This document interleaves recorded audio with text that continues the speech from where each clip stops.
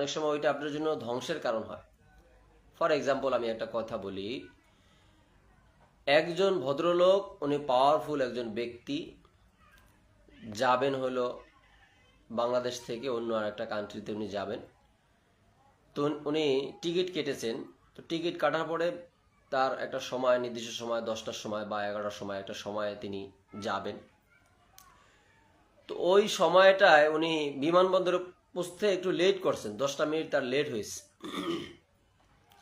তো লেট হওয়ার পরে বিমান ছেড়ে দিছে। তো ওই যে লোক টিকিট কেটেছেন উনি একটু পাওয়ারফুল লোক, একটু ক্ষমতাবান লোক, উনি তো বিমানবন্দরে গিয়ে চিল্লাপাল্লা শুরু করছে, কেন আমার জন্য কেন 10টা মিনিট প্লেন অপেক্ষা করতে পারলো না, বিমান আমার জন্য কেন 10টা মিনিট অপেক্ষা করতে পারলো না, এত তাড়াহুড়া কেন, ছেড়ে দিল কেন, এই কথা বলে উনি হই হুল্লা শুরু করছেন। তো এক পর্যায়ে উনি চলে আসছেন, আর কতক্ষণ সময় দিবে। কিছুক্ষণের মধ্যেই সংবাদ পাইল যে যেই প্লেনটা কিছুক্ষণ আগে ছেড়ে গেছে ওই প্লেনটা ব্লাস্ট হয়েছে। ব্লাস্ট হয়ে হতাহতের ঘটনা, ব্যাপক হতাহতের ঘটনা।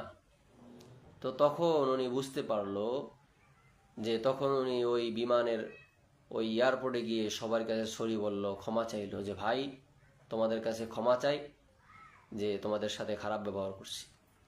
কেননা আজকে যদি ওই বিমানে আমি উঠতে পারতাম তাহলে আজকে আমি ওই যে হতাহতের ঘটনা হয়েছে ওই ঘটনার মধ্যে আমিও সামিল থাকতাম।